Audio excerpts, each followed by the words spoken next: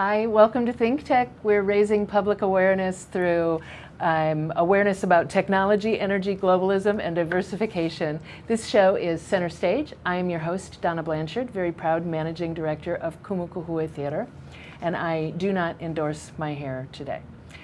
Please remember that we broadcast live on the internet every weekday. All of our shows are streamed on ustream.tv and Spreaker.com. If you are interested in watching our shows live or looking at any of our archived shows, go to thinktechhawaii.com. And if you would like to join us in our downtown studio gallery, please email j@thinktechhawaii.com. My guests today are Luke Tucker and Evan Leong. They both joined me on the steering committee of Kokua.org, and we're going to tell you all about that during the next 50 minutes. But first, I want to take a little time to introduce these fellows, tell you about their backgrounds. Evan is the co-founder of a number of companies, including Bubble Tea Supply, Greater Good Inc., and Kokua.org. He also runs one of the most popular stand-up paddling websites and is a venture partner in Enerdyme Ventures. Evan runs these businesses with his wife, Carrie, and 3 kids. Luke Tucker is a consultant and entrepreneur. Luke has been involved in several mobile app projects, recently working with Hank Rogers of Tetris fame on Ritify, Blue Startups Venture Accelerator project. Previously, Luke worked with Central Pacific Bank in a variety of capacities, most recently as AVP and mobile and social media strategist, where he is responsible for the development, management, and strategic direction of the bank's mobile and social media channels. Welcome, fellows. I appreciate having you here. Hello. Thanks for having us. You're very welcome. And I just want to let's be nice and clear. I did not mention any sort of artistic endeavor in either of your bios there.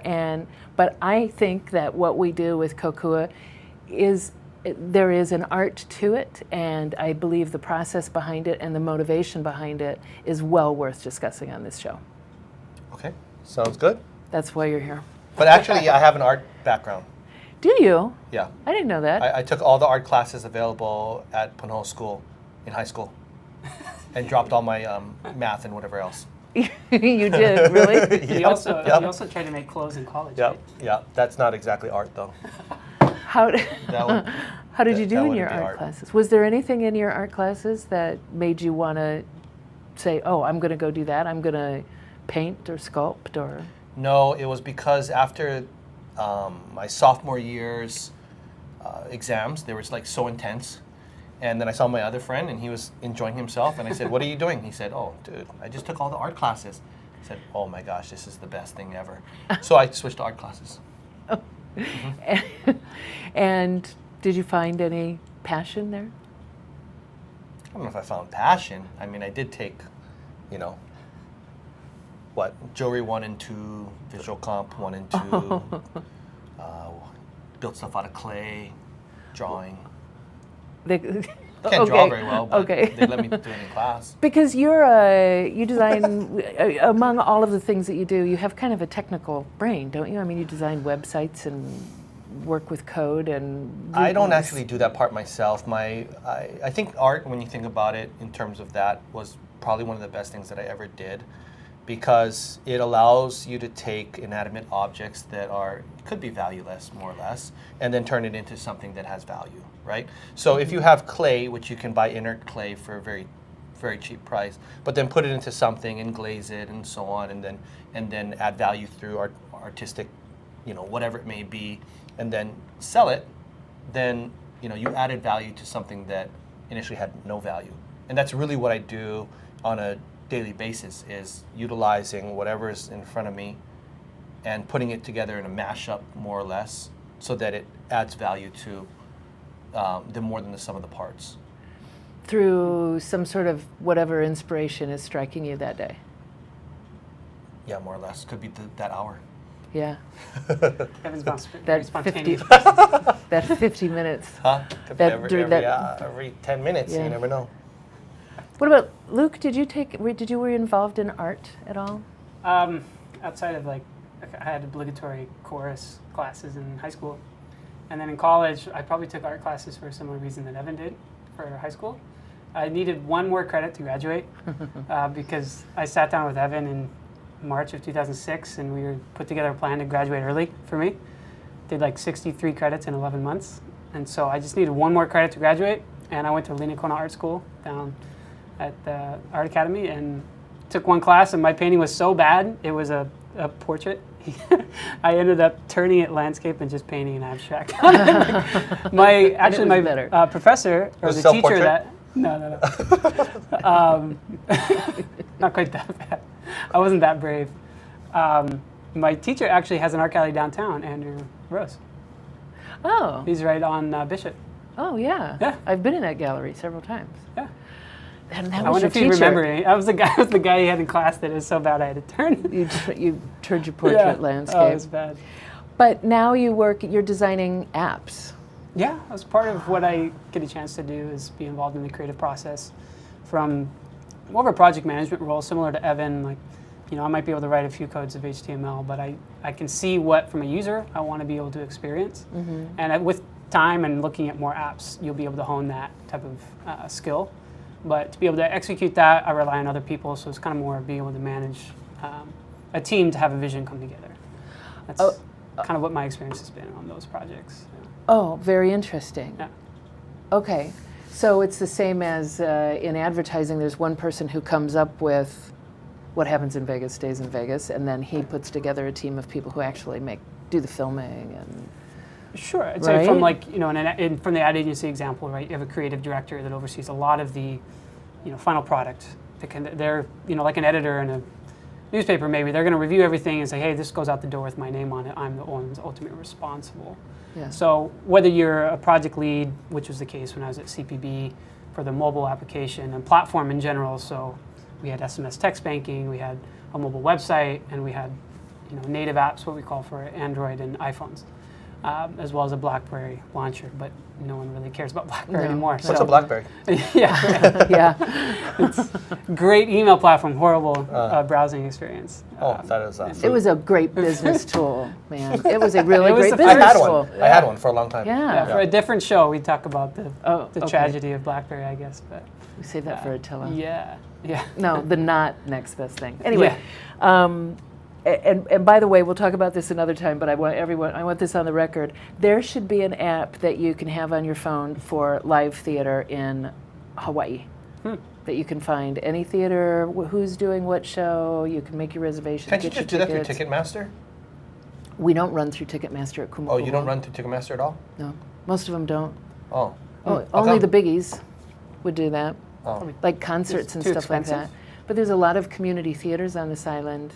Yeah, we don't. Or Eventbrite or something. We're not all on it. See, we all have our own platforms that we're working on.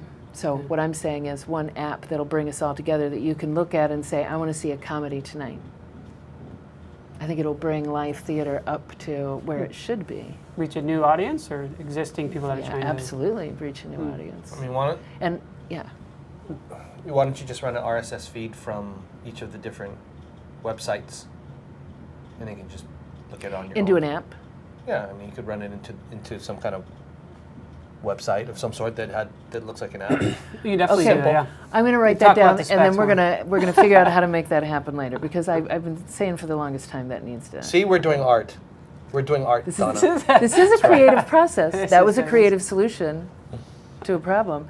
So let's take just a moment now. We have a little video that Evan put together. You might recognize a few faces in there that'll give you the basics of Kokua.org, and then we'll get into more of the dissection and the motivation behind that in a moment. Are we ready to run that, Ian?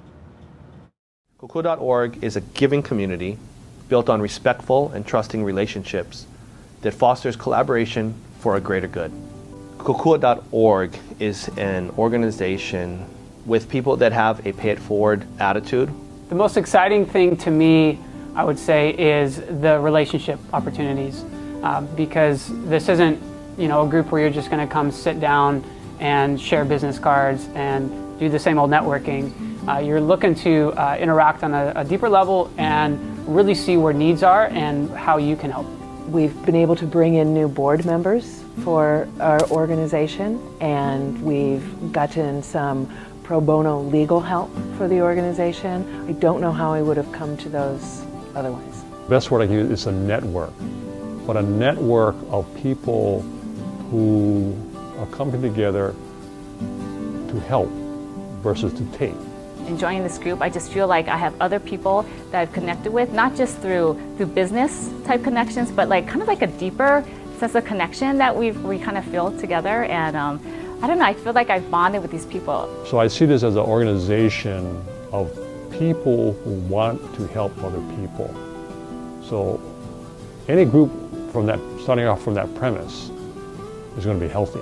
What we're trying to do is take military, government, nonprofits, and for-profits, bring them together with the common goal of helping each other out and collaborating. We have been able to offer space to another organization that needed some meeting space during the day, and we have a theater that they were able to use. It's kind of a one-to-many relationship, the opportunity to throw a pebble in a pond, and it creates more and more energy when you have this eclectic group of people from across different industries and all walks of life. What I really like about Kokua.org and what this kind of sets apart from other organizations is that the spirit of helpfulness and thoughtfulness that all the members have. Like they really have a genuine spirit of wanting to help someone out and able to make those connections, whether or not that helps them in their job or in their professional career. They just want to keep on giving. And this is really about building a strong cohort of multi-sector leadership that can make an impact by working together and helping out Hawaii. I would tell people that if you really want to help others, this is a place to come, and when you help others, you receive help yourself in ways that you have not previously imagined, and just being a part of the organization helps you to focus on really boil down what your needs are and what it is that you have to offer the community, and then you see much more clearly when those things show up. And I kind of connect it to like maybe the lower spirit. That's something that's real and something that's genuine. So I think there's huge potential in this for people to come together in a real way without the superficial, without trying to be something that you're not. Almost all cultures that I've mentioned this to, like I've mentioned it to people that live in the Philippines, I've mentioned it to people who have lived in Japan, have their own word in their own culture that describes this act of just helping for the sake of helping. And I think that is kind of the true essence of what we're trying to do. Bring in people together, form a community, and help each other out.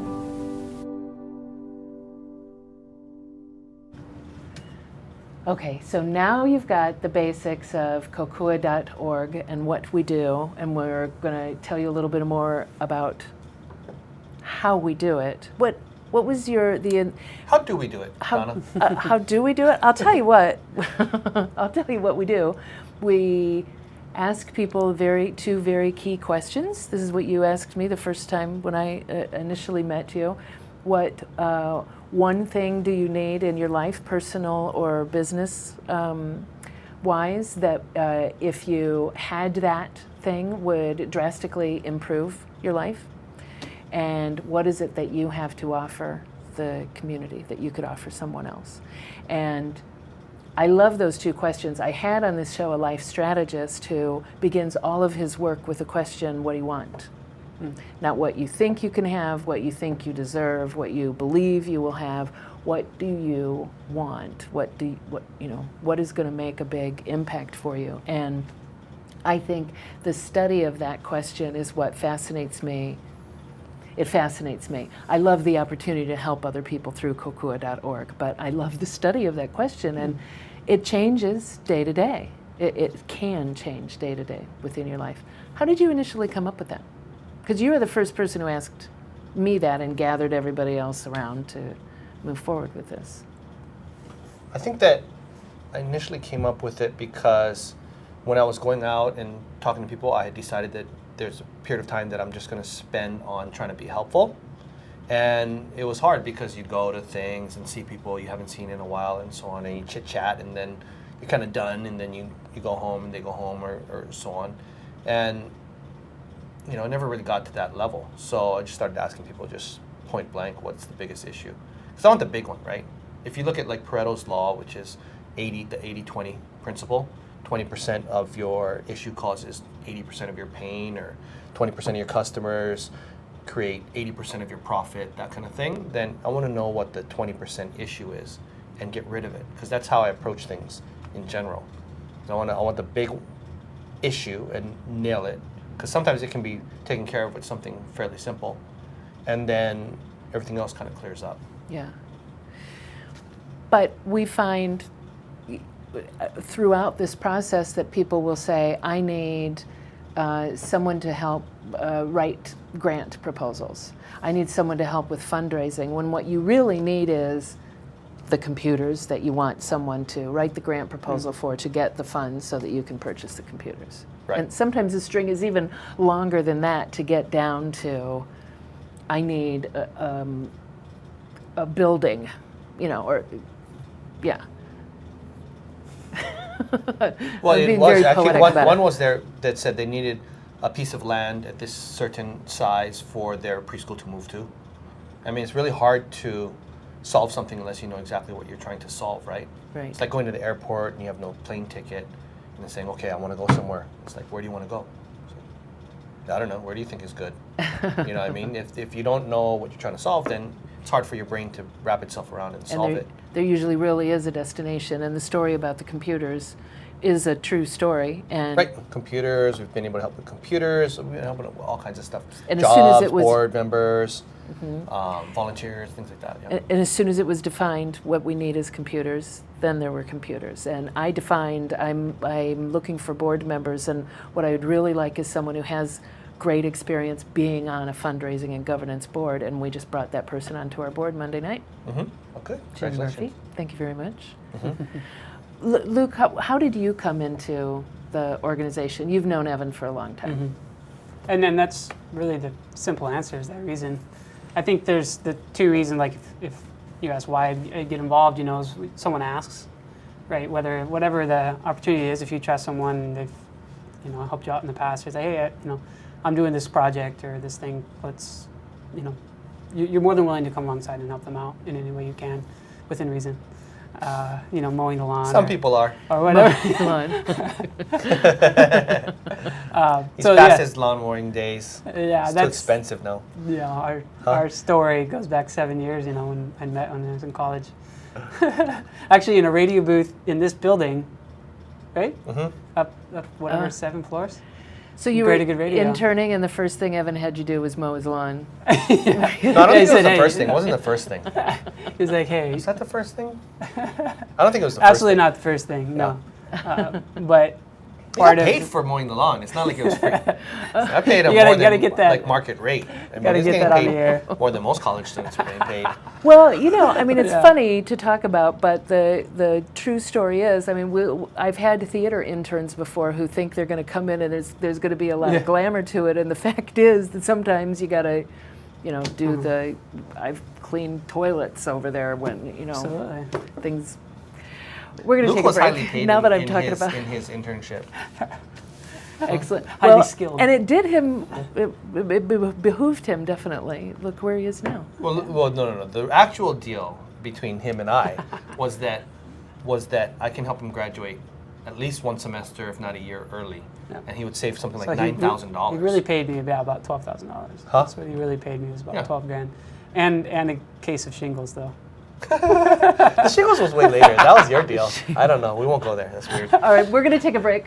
We'll be right back. This is Center Stage on ThinkTech Hawaii. We'll be right back. Hello, I'm Martin Despang, and I'm the host together with the one and only Ali Yamashita, and our show is called Urban Transcendence. And Urban Transcendence is about identifying where we have a unique situation of a vibrant city in one of the most beautiful natural environments. So how these two can coincide, sometimes conflict, how they could find reciprocity in the 21st century is what we're excited about. And we're planning on bringing in a diverse body of guests, both from the arts and the science and the established and the wise and the emerging generation. So hope you will join us. We'll always be on Thursdays from 1 to 2 p.m. Thank you. Hey, we're Was it back. 7? This is Center Stage on ThinkTech Hawaii. I'm your host, Donna Blanchard, very proud managing director of Kumukukui Theater, which is located very near our studio here in Pioneer Plaza in the heart of downtown Honolulu. I am talking with Evan Leong and Luke Tucker, and I control artists every week, and I can't control these two. Who'd have thought? You'd think the artists would be the one Wait, we're on ones TV popping now? off the walls. Yeah, we're live. So let's talk about the mission of Kokua.org. A giving community built on respectful and trusting relationships that foster collaboration for a greater good. Right. I think the key to it, what we get down to in the events that we've been having, is that we really establish relationships. We help people establish relationships, that we're not there to hand out business cards and say, come to the theater. Mm-hmm. We're there to hand out business cards and say, how can we help you? How can I help you? If you need space during the day for a meeting, let me know. I have a building downtown. You know, and it's amazing what that does. I've never been a part of an organization that works like that before. Me neither. Do you think we invented this? I don't think it's invented, no. Because it's like a mashup of kind of a lot of things in terms of the group, but Benjamin Franklin had a group that he called the Junto. It's like Junto. And the Junto was a group of, kind of an eclectic group of people from, you know, it could be the guy owning the pub and then the blacksmith and so on. And they'd meet on a weekly basis and discuss politics and whatever else. And out of the Junto came the first public university, UPenn. It came things like volunteer firefighters.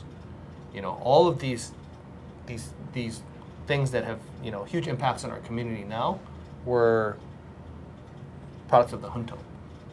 Okay. So that's kind of one piece. But then, you know, there's a lot of groups around, like YPO, which is for executives in larger companies. There's EO for entrepreneurs. There's Rotary. There is Chamber of Commerce. You know, you have the Hano, which for nonprofit. You have all these different kind of groups, right? But you don't really have groups that are that have all the different pieces, I think, that we put together. Kind of, that's the art piece, right? Yeah. So pull the things you like, get rid of the things you don't like, see if it works.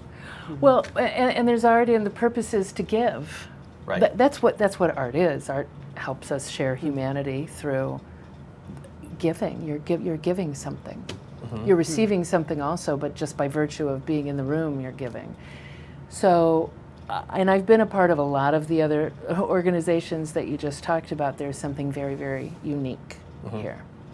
And a few months ago, when we were working on the mission statement and the controlling the values, connect, collaborate, change, authenticity, generosity, integrity, and compassion, that brings us to a completely different level when that is our focus, to be in that place. Yeah, I mean, I think the authenticity, to parallel to the artistic approach that you mentioned, when you're an artist, you create something, it really comes from a deep place within you a lot of times. You know, that's I think where powerful connections happen. And when you want to be able to help someone in such like a meaningful way, just like helping for the sake of helping. When the video, I think Evan talks about, what is Kokua to you? Well, it's kind of coming with that, helping for the sake of helping. And a lot of cultures have their own definition and own ways in which they describe it. So it's nothing new, but it is kind of maybe a different angle to look at things, or it's a really directed approach to bring in aspects of like the junto and reciprocity rings and this given, you know, who is a giver and why are they successful in terms of people that we would look up to, and be able to see what their kind of life ethos is and their life thesis of why 5-minute favors are important. What is that? You know, things like that. Right. Let's talk about 5-minute favors. Which of you would like to talk about that? What is a 5-minute favor, Luke? Well, Evan can probably describe it a lot better than I could, but I'll give it a shot. Okay. 5-minute favor is a really simple way to make a bigger impact in someone's life. So it could be the really simple act of introducing someone via email. So Evan needs to be able to connect in a certain industry, and I happen to know a connection there, and I can just shoot a quick email introduction. Hey, this is my friend Evan. You two should meet for lunch. That's something that takes a little effort for me, but just based upon my own network, I can add value to him. That could be the exact person he needs to meet. That's probably the simplest example. But 5-minute favor is kind of, the least way I look at it, isn't just however many seconds that is, right? And 300 seconds and you're done. It could be 5 minutes, could also be 15 minutes or 30 minutes. It's taking a small segment of your time to make a bigger impact in someone's life. It's easier for those that might be in higher positions in the community. If you're a CEO of a larger corporation and you have so many contacts and people will answer your phone calls, answer emails, that kind of bigger Rolodex or network, if you're that type of relationship person, then those are easier for you and you have a broader network to be able to grasp from. But it can really be applied in smaller ways to anybody, I think, in our daily lives. Taking 5 minutes of a day to do some favor for your friend or your wife, and just picking up something, whatever it is, it just kind of maybe is a mindset that shifts you to giving versus taking. And that fits in well with my perspective of even why Kokua.org is an important thing to be involved with for me, is really important concept of what can I bring to the table versus what am I here to take. And that's a lot of what Hawaii culturally has taught me as well, coming from transplanted from the mainland, but also just growing up in church. So. Yeah. The 5-minute favor is a way, and we didn't come up with this. It was from a book called Give and Take, where Adam Grant kind of described this principle from, I think it was Fortune magazine's top networker, and how he went about and did it. So what he would do is he would do these types of 5-minute favors, and then people would think, oh, he's going to come back and ask me for something, right? But what he would do is he'd ask for something of the person to help somebody else out. So kind of paying it forward, more or less. And by making it low cost and low time, then you can avoid burnout, right? Because giving is, when you think about giving, people think about Mother Teresa or Gandhi or something, and then you become a doormat, and then you give too much and you feel burnt out. And that's a realistic thing. So the idea here is to maximize your giving, maximize your impact, and not burn out, right? I think that's kind of where that comes from. And it is kind of the pay it forward, but I think even pay it forward connotes that there's going to be something coming back to you eventually. And that's not what we're saying. That's something that happens, but it's often, but that is not the focus. The focus is to just give. Yeah, the focus is just give. But I mean, realistically, the more that you give, the more you end up getting back. Because when people think about networking and relationship building and so on, that's really based on a give and take. And the more that you are giving into a relationship, typically the more you end up getting back. Yeah. Well, it's a motive thing too, I think. If you come with the motive just to be able to say, well, I want to be able to give to Donna because I know I'm going to get something from Evan later because it'll come around to me, then I think you're coming with the wrong heart and wrong motive. Yeah. Which maybe, I don't know, depends on your point. But then you also know that bad karma or whatever, pachi. If I'm helping Luke and I'm just helping him for the sake of it, then I don't have too much reservations going and asking him to help me later because I know I'm already helped him in the past, right? It makes it easier. At least I'm not just asking him for something right off the bat, right? Yeah, well, he'd probably give it to you because that's the way he was raised. I think maybe. I think that what we're working on with this is it's natural for it to grow up in a place like an island, or like a small town community. I'm from a chain of small town communities just outside of Chicago.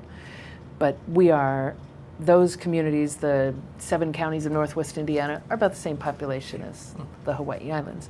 And what happens is you run into the same people over and over again. So when you do something for someone, it is really likely it's going to come back to you. And as we grow, Kokua.org, and there's some other avenues that we're working down that we'll talk about in a minute, my hope is that it's something that's going to spread and can go into larger metropolitan areas and help people understand that that you receive the minute you give because of what you gain internally as a result of it. Right. I think if you look at internal and external, there's a good website called Service Space, I believe, and they talk about the first change is going to be internal, right? You come from a place of gratitude, and your cup is overfilling, so you can, provide help and generosity toward others. I think that's a really important kind of first thing to go about, because if you're in survival mode, it's real tough to think about giving to others because you're just trying to survive yourself, right? Right. But your point on the smaller communities, I think, makes a lot of sense, because in a smaller community, you can't get away with a lot of things, right? I'll give you a good example. I'll give you an example. I play in Manoa, where I live, we play baseball, and there's about 80% of the people, I'd say 70 or 80% or so, that are not from that area, which means that their conduct can be very different than it would be if they were all from that area. Because it means that nobody sees each other at school, at or at the market, and so on. You can act differently than you would if you were at your local church, that you see the same people every week, and at school and at the grocery store and so on. You have a different conduct and a different way of treating each other. I think we're looking more for that kind of community/village type feel. Gotcha. Yeah, I remember the first time I was a manager of a business back in Northwest Indiana, and I knew a lot of the people. A lot of the people because I grew up there, and I was involved in the Chamber of Commerce and and the theater. And someone came to visit, and we were out, and that person was not behaving very well. And I think that was the first time I was, in my 20s, and realizing this is my community. I don't want to be a part of this in my community. And yeah, I might have felt differently had I been living in Chicago at the time. Yeah, I'm not very proud of saying that. Now that I say it, I realize that I will chalk it up to youth, but yeah, it's something that you gain from being in a smaller community, maybe earlier. Plus, I think what happens is, in today's day and age, we have so many electronic devices that we use to connect with people. So, you go online and Facebook. I mean, I'm walking across the street, I'm on my phone. People are sitting around a lunch table, and they're all, looking at Facebook or something else, tweeting out something, and they're not even talking to each other. Yeah. So I think in today's day and age, there's a real premium on genuine human interaction with quality people, right? I think that's something that we are providing, and something that we kind of focus on. So think about it. When was really the last time that you had honest and good, genuine, deep conversations with people in face-to-face that you may or may not know? Oh, well, the last time I went to a Kokua event. Right. Other than that, probably. To really get into a different level. Well, plus there's a structure that helps that happen. So let's talk about the other side of the structure. There's and a lot of time can be spent helping people try to figure out what it is that you want or what it is that you need. And I guess the idea is always to drill down to why. This is, if I say what I really want is someone to help write grant proposals. Why? Well, I want someone to write grant proposals so that we can get a grant to get some money. Why? To get computers. So always boil that down. But the other side of that is, what do you have to offer? And people have similar difficulties coming up with that answer, because some people will say, I don't really have anything to offer, I just have this need, and that's not true. There is always something to offer.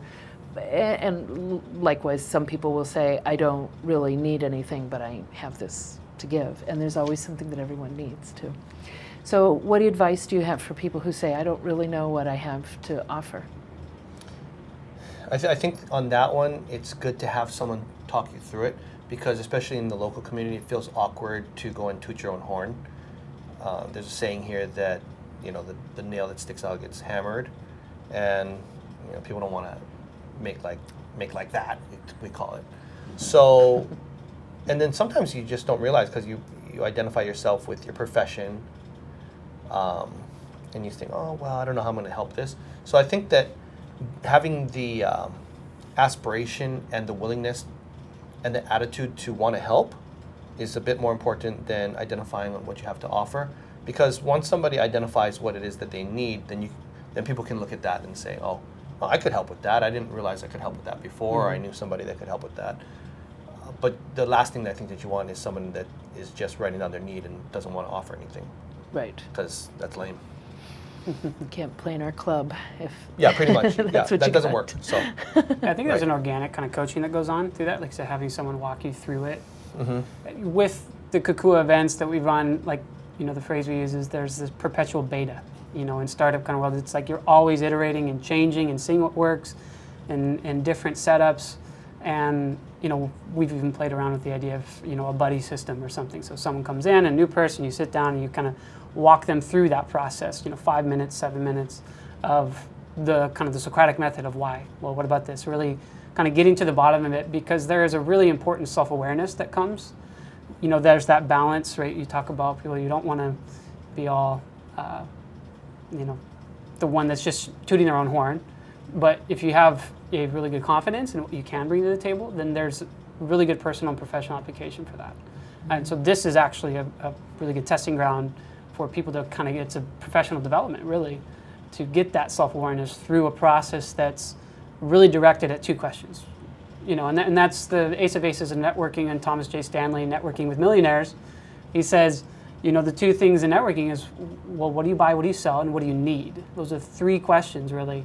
And if you focus on helping people and find that need, then that's how the guy did business. And if you kind of approach it in your life, then kind of has a lot of parallels I see that way. Yeah.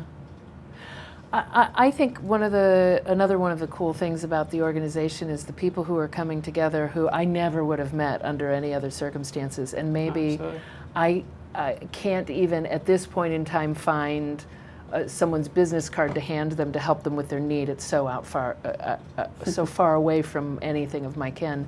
But I'm meeting people there's a guy in there who's won like the World Cup in surfing.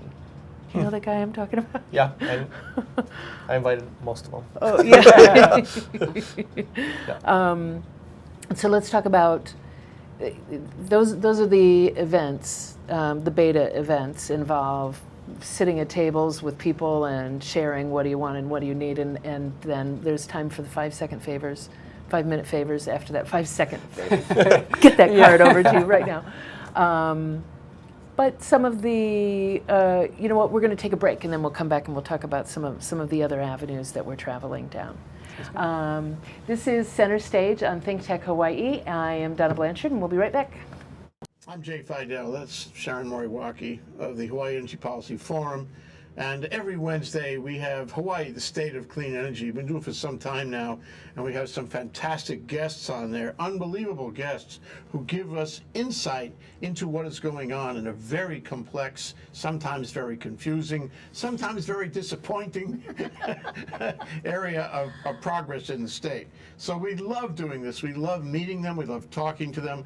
We love having their ideas out on the table. So maybe, just maybe, we can all make some sense of what's going on. Sharon, what do you think? I think that's absolutely correct. We enjoy ourselves meeting with all these people and hearing about the energy and the state of clean energy, and hopefully we advance clean energy for the state. So it's terrific. Join us. Come Okay, join it's us. every Wednesday. Okay, Wednesday is Energy Day. Every Energy Wednesday, Wednesday. 4 to 5 p.m. Hawaii, the State of Clean Energy, here on ThinkTech Hawaii. Energy We'll see you Wednesday. there. Hi, we're back and we're live. This is Center Stage on ThinkTech Hawaii Digital Series. I am Donna Blanchard, your very proud Managing Director of Kumukuhua Theater, and I am talking with Evan Leong and Luke Tucker, all of us of Kokua.org, among other things. So I want to talk about some of the other avenues that we've identified for helping people, and this is another beta. This is always going to continue to grow. Yeah, but let's explore these a little bit. Mentorship and leadership development. What's your question? I didn't really give you a question, did I? This is one of the, I just kind of looked at you as though Right. you were going to take over from there. Well, I don't know. I mean, when we put mentorship and leadership development, really, the way that you do that is you go and try and do it, right? It's really hard to teach someone to swim unless they're actually in a pool. I mean, you can show them all you want on a blackboard, or nowadays it'd be a whiteboard or a computer screen, but until you get in the pool, you have to go and try. The best way that I know personally how to develop leadership skills is to have people get into leadership positions within community organizations, because they're the ones that really, really need it, and they're the ones that will give, especially younger people, an opportunity to develop them. Mm-hmm. So a lot of what we try to do is match people up, whether it's on a nonprofit board or utilizing their skill set for volunteer opportunities to help organizations and so on, and or different events maybe that we're doing ourselves, in order for them to start being able to develop themselves as leadership. Because really, leadership is about how many people are following you, right? Can you lead people? Can you get them all on the same path? Can you do things together? Will they listen to you? And there's nothing harder than that, than having a group of volunteers, especially volunteers that you may not have met before, because they can quit on you and revolt at any point in time. Well, yeah, and it's all of that plus taking the responsibility to just do it. Mm-hmm. And sometimes what happens is you have people that are capable of it and want to do it but are never asked, or maybe they're not given those opportunities within their professional realm. But that's just kind of stifling, right? You have to be able to get people an opportunity to see what they're made out of, and then they can speak for themselves from their actions, right? Right. And we're talking about skills-based volunteering. It could be skills-based volunteering. It could be, just spearheading something. It could be rounding up people. It could be whatever, I think leaders tend to kind of rise to the top. So by putting people in action, you can see who rises to the top fairly quickly. Right. Right. Well, let's talk about skills-based volunteering. There are, this is true everywhere I've been, including in the Midwest. Nonprofit organizations need to clearly define exactly what the skills are that they are missing. They need to have some sort of matrix, not only for their board, but for the volunteers who are putting in time there. What are we missing? And then go out and seek it and ask for it. And it's hard.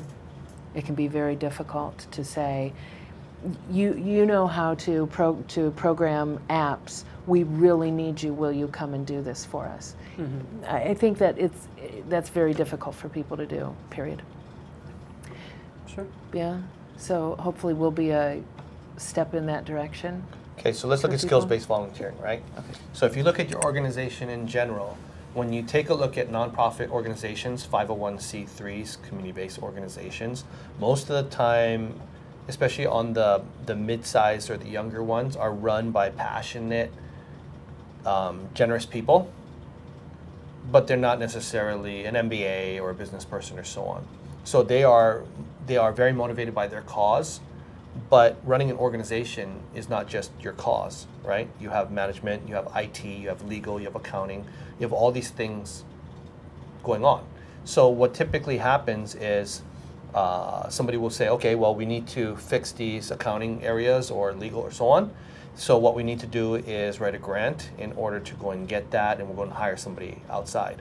Well, if you take art taking inanimate objects and putting them together so the sum is not 1 + 1 = 2, it's 1 + 1 = 10, then why not get people that are willing to help you out in a professional realm to handle these operational type issues, and in the process they can build their portfolio, they can build their skill set and their leadership abilities, and the organization at the same point can get their issues handled without spending money, right? Because think about it, most nonprofits, when you ask them what they need, they'll tell you, we need a board member who can fundraise. Meaning that I'd love to have somebody from the bank that could go and get that bank to buy a $10,000 table and get as many of their friends to do the same thing at our next rubber chicken dinner. And when you go about doing that, that's fine, but what happens is that's a finite number, right? There's only so many bank executives and large company executives that you can get, and most of them are on multiple boards. So that's a finite number. Well, now if you ask the question of can we solve these issues without raising that money, then that's where skills-based volunteers can come into play. Yeah, well, you're going after that operational nut that they have to crack.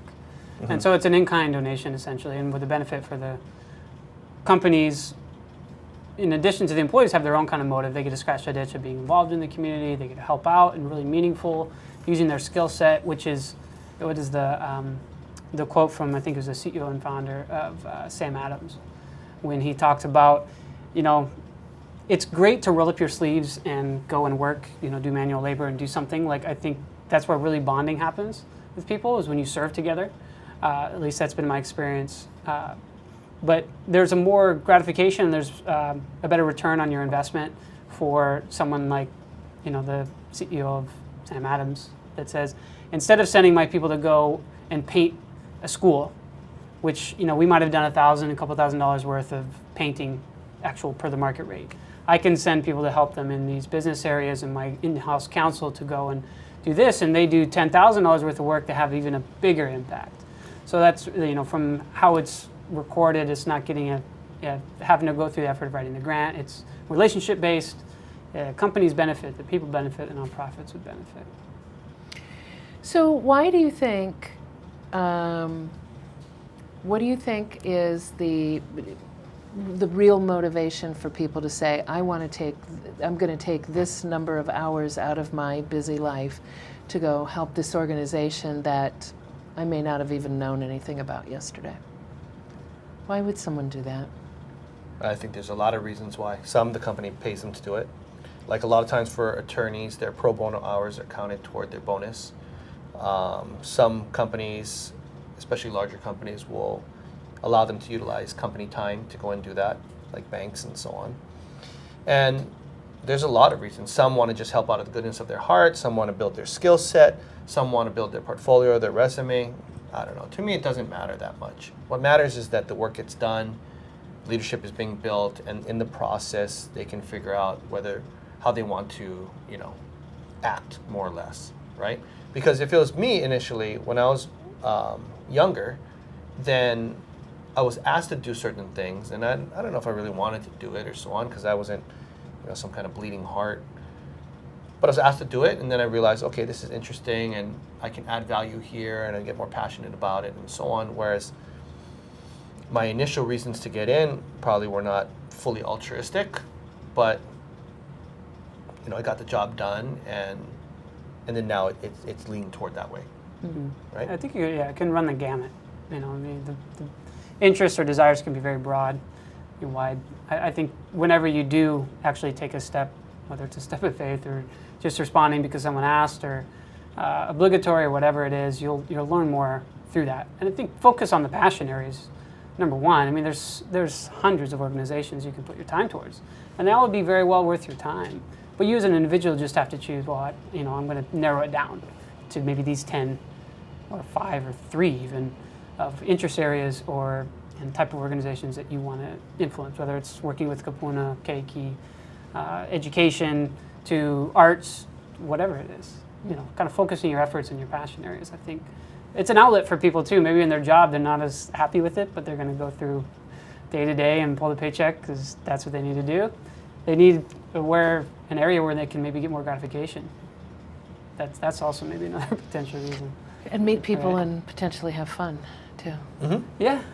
What is it? I've never asked you two this before. What is it what are your answers to the questions? What is it that you need? That if you had it, either personally or business-wise, would have a wonderful impact on your life? I think it always changes. Like the most recent one, because of the growth of our group and so on, we needed a bigger space.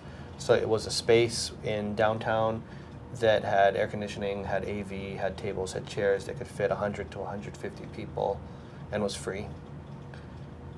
And we pretty much have that solved within 1 or 2 or so on. So that's a current one. And it just tends to work itself out. I think the identification of what you need allows you to start figuring out a solution. Yeah. Until you really identify it, it's pretty hard. What about you, Luke?